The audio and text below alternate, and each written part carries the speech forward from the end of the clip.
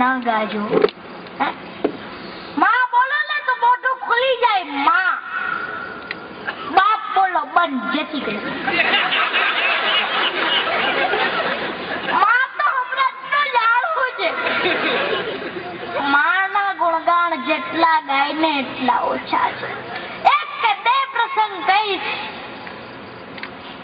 9 મહિના સુધી ઉદરમાં તમને લઈને ફરતીમાં તમને એક ચેલેન્જ આપું છું. 1 કિલોનો પાડો હોય ને ઈ કદાચ પેટ ઉપર બાંધી લે કોક દી અડધો કલાક ફરી તો જોજો. તો માં તો જબરજસ્ત રચના પરમાત્મા છે. તમને ખ્યાલ નહીં હોય કદાચ. આમ તો બધા જાણકાર છો. પરમાત્માએ માનું સર્જન એટલા માટે જ કર્યું છે કે દરેક જગ્યાએ ઘરે ઘરે ભગવાન પોતે પહોંચી લો હકેલે એટલે માનું સર્જન કર્યું છે. તો માં ઈ બાની ગોદમાં તમે હુતા ઓલે એલી ગોદ કોઈ દી અભડાવતા નહીં. પરમાત્મા પાસે ગમે એટલું દુઃખ પડ્યું હોય ને કોઈ પાસે લાંબો હાથ નો કરજો. માના ખોળામાં 10 મિનિટ માથું રાખજો. જો તમને હિમાલય જેટલી ચાલતી નો બળે ને તો આ બાળ હાસ્ય કલાકારને યાદ નો કરે. કારણ કે માની ગોદ છે ને ઈ ગોદલું જો તમે ઊંધું કરી નાખો ને તો દગો થાય. માં હારે કોઈ દી દગો નો થાય.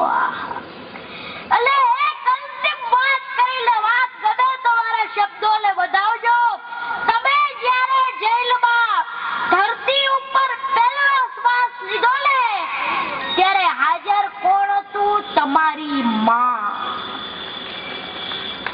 અલે ઈ માં જેની જીવનનો અંતિમ શ્વાસ લે લે તેની તમારી હાજરી જરૂરી છે. હાલાથી વિશેષ કઈ લઈ આપે ખૂબ શાંતિથી માણો.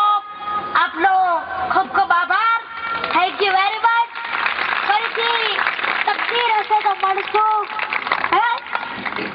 કે મંजिल का पता नहीं, मंजिल का पता नहीं मगर हम कभी रुके नहीं. दुनिया ने बहुत चाहा मगर हम कभी किसी को झुके नहीं. આપણો તો ઘણા હલવા હોતા હોય પણ આ દુનિયામાં એક વસ્તુ કહી દઉં છું જાતા જાતા કે દોસ્ત દુશ્મન કે કોઈ દગા નથી. દોસ્ત દુશ્મન કે કોઈ દગા નથી. સ્વાર્થી છે દુનિયા કોઈ દગા નથી. બદકિસ્મતી તો જોઈ લ્યો મારી કબરમાં પડખું ફરવાની જગા નથી. આભાર. Thank you very much.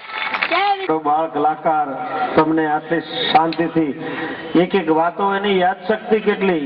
મોટા મોટા કલાકારોને તમને નીચે બેઠા બેઠા એમ થાય કે આમને નામ બોલવું જોઈએ, આમને આમ ગાવું જોઈએ, આમ વાત કરવી જોઈએ.